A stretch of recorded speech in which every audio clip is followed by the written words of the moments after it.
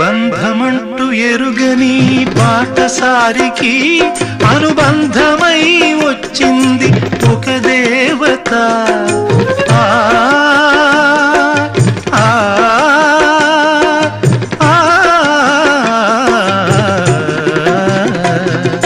బంధమంటూ ఎరుగని బాటసారికి అనుబంధమై వచ్చింది ఒక దేవత.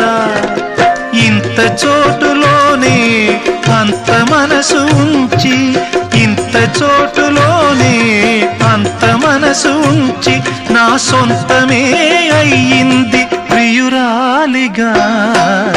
ముద్దబంతి నవ్వులో మూగ బాసలు, మూసి ఉన్న రెప్పలపై ప్రేమ లేఖలు.